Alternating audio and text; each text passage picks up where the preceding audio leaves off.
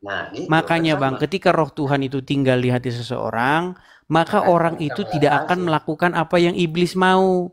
Dia tidak Nah, mencuri, dia tidak mengambil hak orang lain, ya kan? Betul nah iya nggak? ke situ kan sama. Iya. Jadi Tetapi tuntunan masalahnya Tuhan. Bang, masalahnya begini, ketika Anda jadi Muslim, ini saya kasih contoh Bang ya. Boleh nggak Anda memberi makananmu kepada orang lain yang bukan Muslim? Boleh. Menurut ajaran agama Islam nggak boleh. Gimana? Kata siapa? Kata Muhammad. Makanya saya bilang bang, masalahnya begini. Anda sudah membuat Muhammad versi baru. Muhammad Wah. yang tidak sesuai dengan ajaran agama Islam. Muhammad kan dengan rahmatan alamin. Dia universal bawa ajarannya Nah untuk seluruh ini. agama. Bahkan Bang, turunnya kalau saya turunnya di bicara tentang barokah. Muhammad, maka saya tidak boleh. Ya, Radian aja, selamat siang. Siang, Bang. Ya, Muslim Bang Radian. Muslim. Muslim. Oleh. Oke, silakan Bang. Nyalakan kamera. Mari kita berdiskusi dengan baik. Ya, Bang Radian, sekali lagi saya konfirmasi karena Anda tadi mengatakannya baru menutup kamera ini. Apakah Anda seorang Muslim? Iya, Bang Muslim. Muslim. Sudah lama nonton Edis TV? Sering sih. Sering. Ya, silakan Bang. Apa yang mau Anda utarakan? Silakan. Ya seru aja soal perdebatan-perdebatan. Sebenarnya iya sih bisa dikatakan Tuhan. Sebenarnya Tuhan itu mengejawantah ya. Dalam ajaran Islam juga kalau ada 3 perspektif. Ada fikih, tasawuf, tauhid ya. Itu pelajarannya sebenarnya sama apa yang dipaparkan oleh abangnya di sini.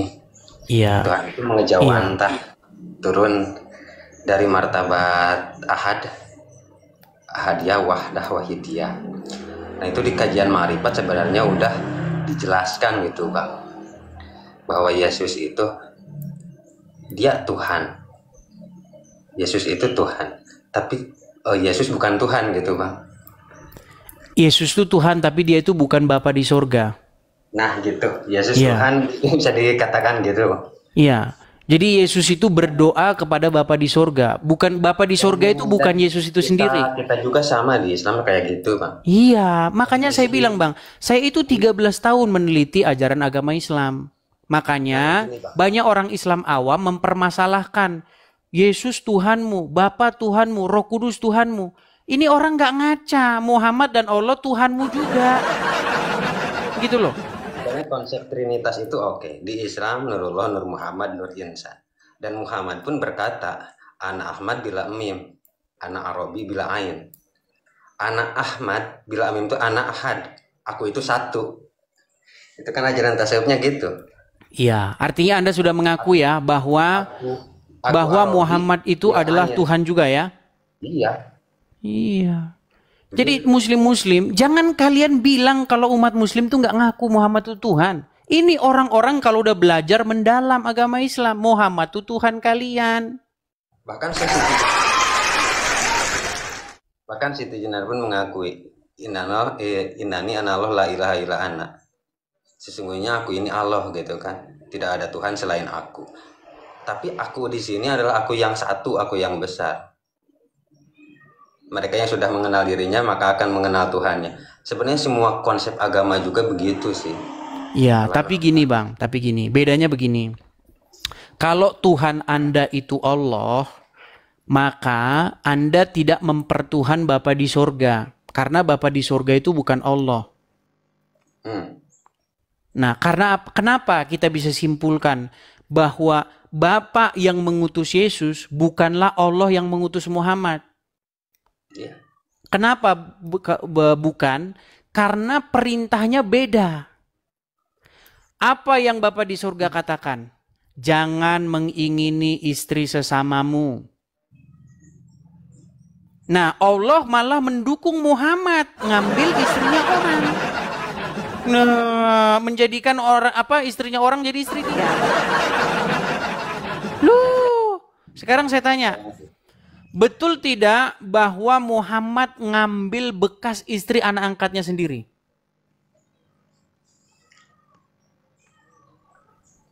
Kita kalau ngambil sejarah itu baik dan buruknya itu udah agak ini ya. Kita ambil ke topik pembahasan yang tadi aja. Kita mau bahasnya fikih, tasawuf atau tauhid. Kalau fikih itu tatarannya untuk syariat. Ada tarekat, ada hakikat, ada ma'rifat. Nah, itu ada 4 pandang. Nah, kita harus bahas yang mana. Nah, itu ke perilaku. Dan setiap orang itu pasti, dan Muhammad juga sama. Seperti kita, seperti manusia biasa gitu. Nah, makanya saya bilang, Bang.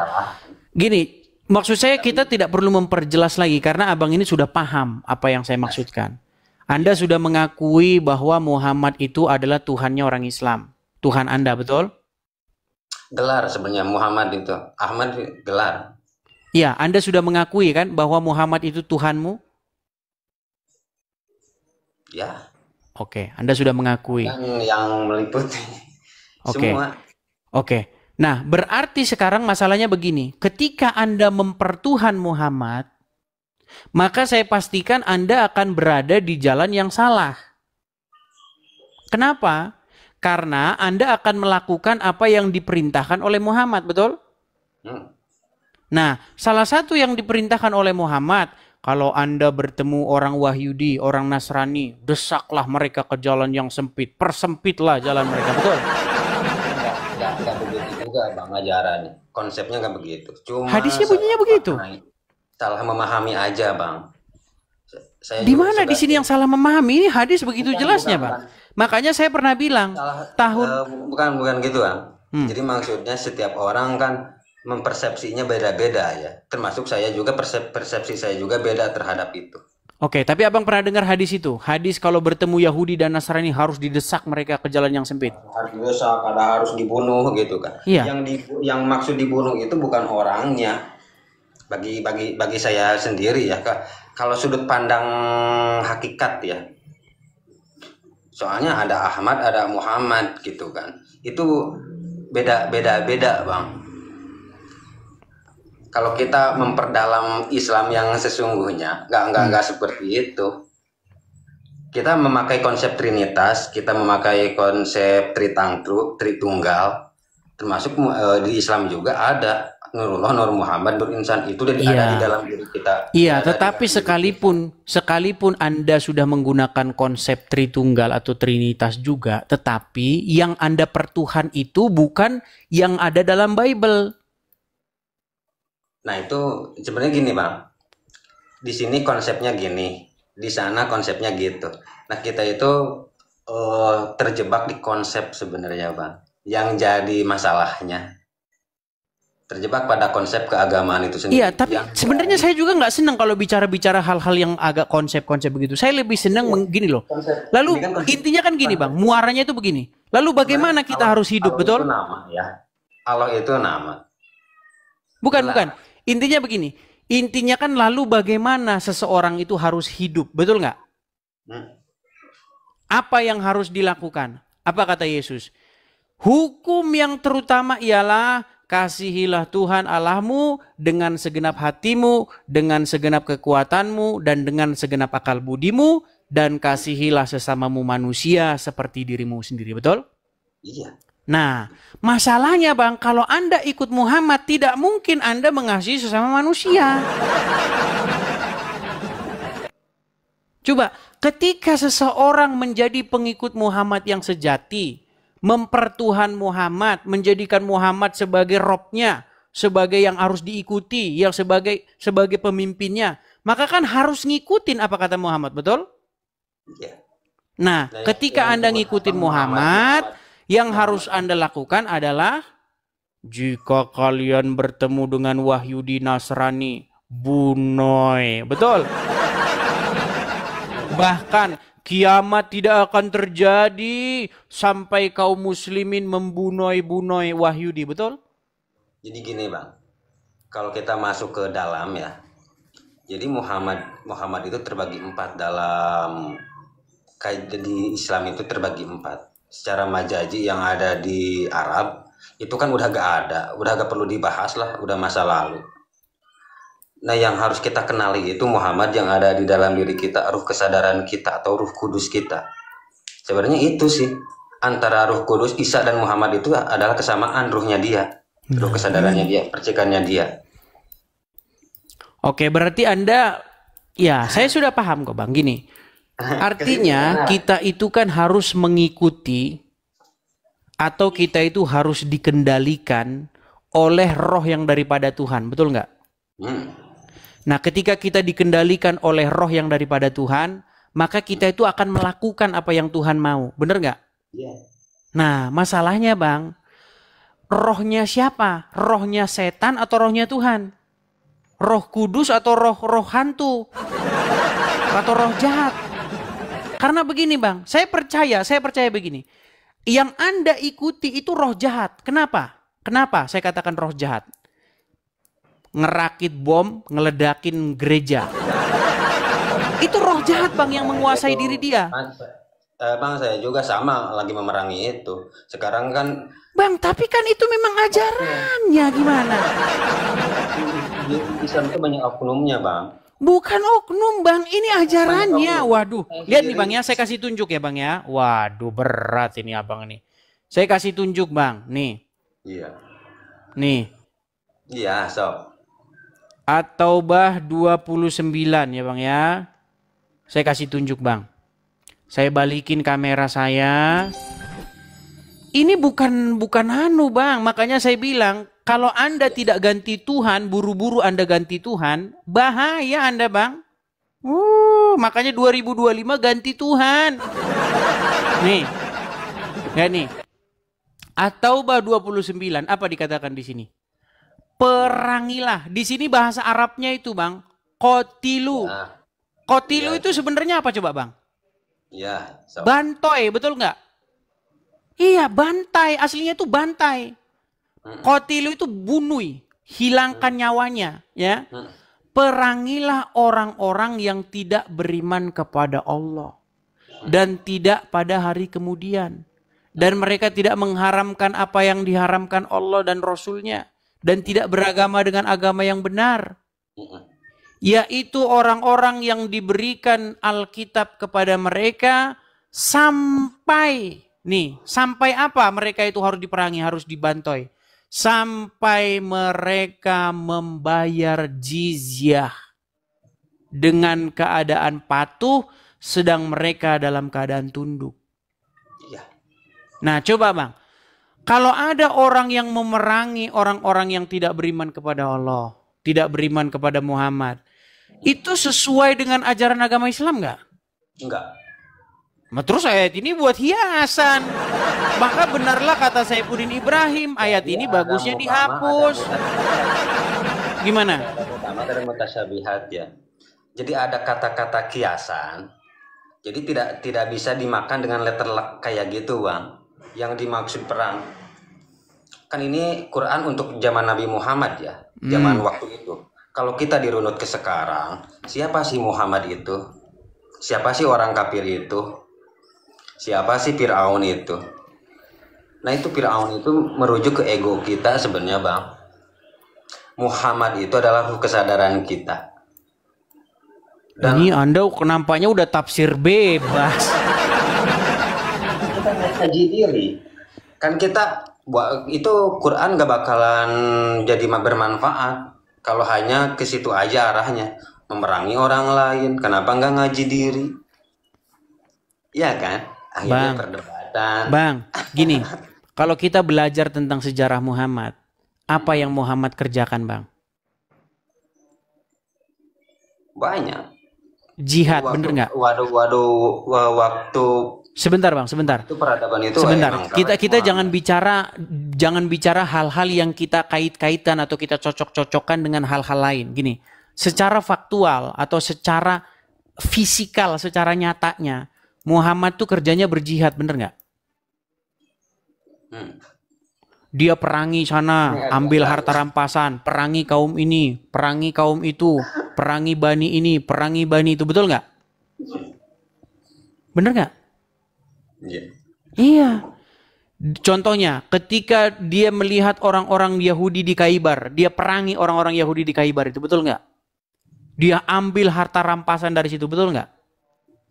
Ya kan nggak tahu, saya nggak pernah hidup di zaman itu kan hanya tinggal sejarah. Nah ini, makanya saya bilang bang, jangan tanggung-tanggung bang, tinggalin sekalian Muhammad bang.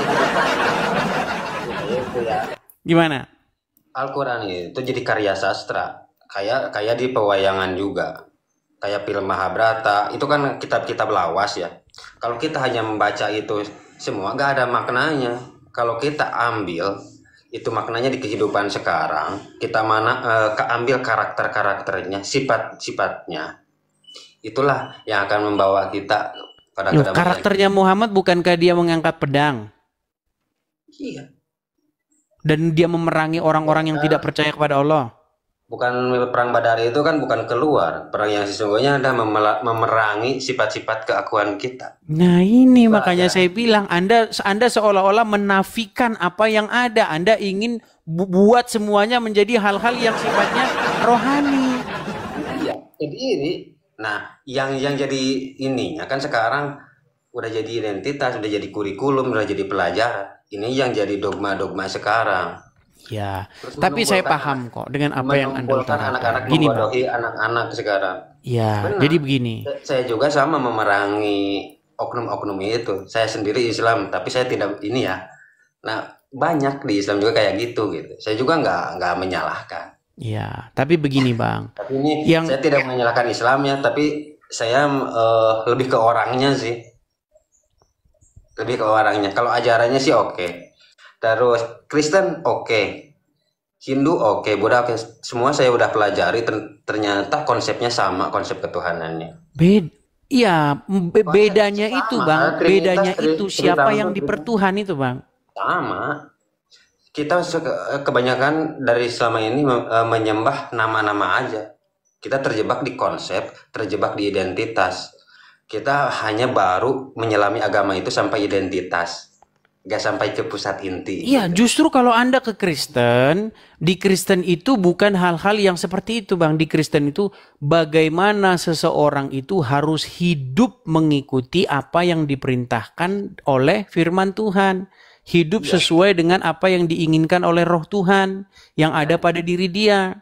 Nah, gitu, makanya Bang, ketika roh Tuhan itu tinggal di hati seseorang, maka orang itu tidak akan melakukan apa yang iblis mau. Dia tidak mencuri, dia tidak mengambil hak orang lain, ya kan? Betul nggak? Kan sama.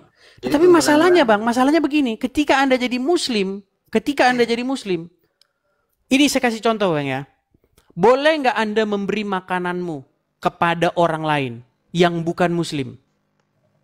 Boleh. Menurut ajaran agama Islam nggak boleh. Gimana? Kata siapa? Kata Muhammad. Makanya saya bilang Bang, masalahnya begini, Anda sudah membuat Muhammad versi baru. Muhammad yang tidak sesuai dengan ajaran agama Islam. Muhammad kan dengan rahmatan alamin. Dia universal bawa ajarannya. Nah, untuk seluruh agama. Bahkan Bang, kalau saya bicara tentang Muhammad, maka saya tidak boleh mengarang sosok Muhammad sesuai dengan keinginan saya. Muhammad mengajarkan begini, ya, itu maksudnya begini. Enggak begitu. Mau pakai kitab gak? Saya ya ada hadisnya. Saya juga ada hadisnya.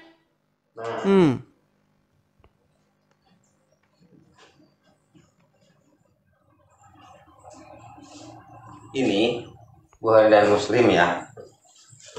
Sebelum mengajarkan konsep-konsep yang 5 waktu, dia menyendiri dulu, itu ada gitu. Oke, ini saya tunjukkan ya. Nanti Abang juga tunjukkan. Iya. Ini kalau seseorang ngikutin Muhammad, Bang. Ini kalau seseorang ngikutin Muhammad ya, perhatikan ya. Nih.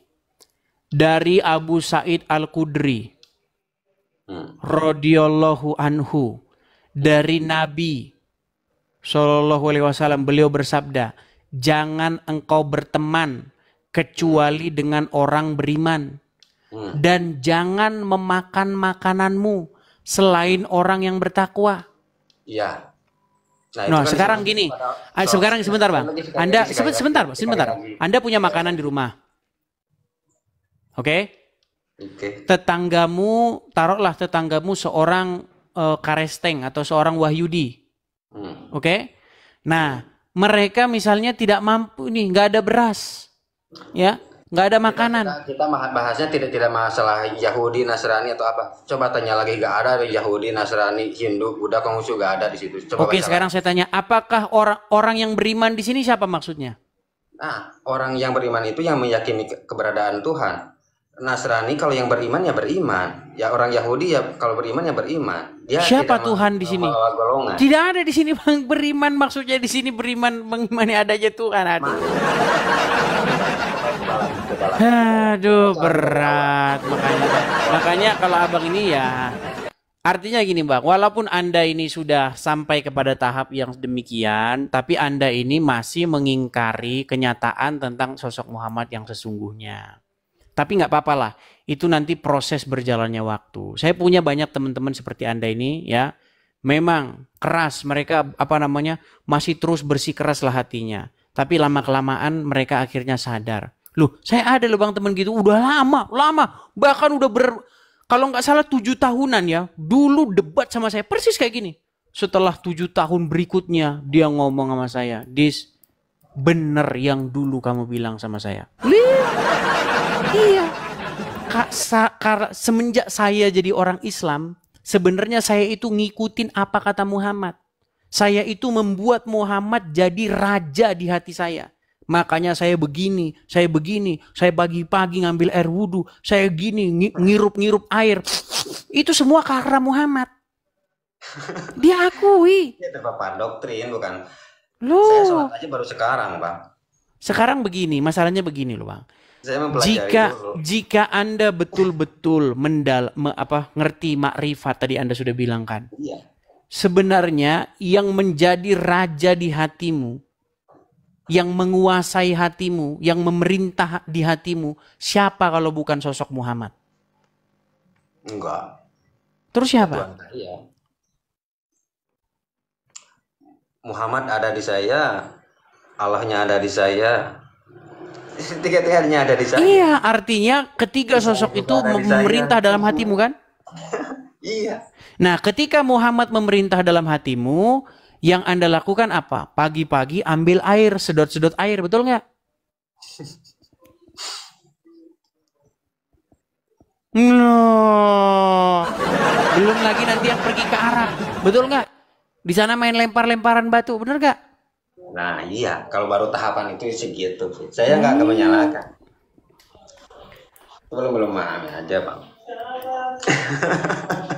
Tapi itulah, besok-besok pasti Anda paham apa yang saya katakan. Mungkin bukan hari ini ya. Itu berproses Bang. Karena membalikkan sesuatu yang sudah mengakar mendarah daging itu tidak semudah membalikkan telapak tangan begitu.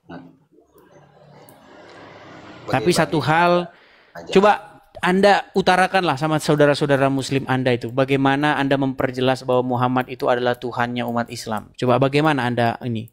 Coba silakan Anda utarakan. Muhammad dia sendiri mengaku gitu. Aku Ahmad bila mim, Arabi bila ain. Berarti dia adalah Tuhannya umat Islam ya? Tuhan nah kan masih ada saklarnya juga. Saya bilang mereka ini ada saklarnya. Tadi Tuhan, sekarang bukan. Aturan kita sendiri sebenarnya. Bahkan Tuhan itu juga dikasih nama oleh kita loh. Allah juga eksisnya oleh Muhammad ya kan. Allah Bapa eksisnya oleh Yesus ya kan. Sebenarnya kita dan Tuhan itu adalah manunggal, ada satu kesatuan. Ya, Tuhan yang mana yang saya maksudkan gitu loh. Tuhan yang diciptakan oleh Muhammad atau Tuhan yang dimaksud di dalam Bible. Nah, bagi saya sama aja, Bang. Kalau udah beda lah. Cuma beda nama aja, Bang. Beda. On off ada saklarnya, teman-teman. Oke, kita kasih. Di dalam diskusi ini saya percaya bahwa perbedaan keyakinan bukanlah alasan untuk perpecahan, tetapi justru untuk saling belajar dan memahami satu sama lain. Dengan dialog yang terbuka dan saling menghormati, kita bisa membangun masyarakat yang lebih harmonis. Saya mengapresiasi upaya untuk menghargai keragaman kepercayaan. Kita perlu terus berupaya untuk menciptakan ruang di mana semua orang merasa nyaman dan aman untuk mengungkapkan keyakinannya. Saya pikir penting untuk diingat bahwa kita semua adalah manusia yang berjuang untuk menemukan makna dan tujuan dalam hidup. Perbedaan dalam keyakinan tidak harus membuat kita merasa terpisah, tetapi seharusnya membuat kita lebih bersyukur atas keberagaman yang ada. Saya selalu tertarik untuk belajar lebih banyak tentang agama dan kepercayaan. Semakin banyak kita ketahui, semakin besar kemampuan kita untuk memahami orang lain. Saya pikir sangat penting untuk memahami dasar-dasar ajaran agama, karena ini membantu kita untuk memahami perilaku dan nilai-nilai yang dianut oleh pemeluknya. Disclaimer, ini hanyalah diskusi, bukan ajang untuk mencari pemenang atau juara.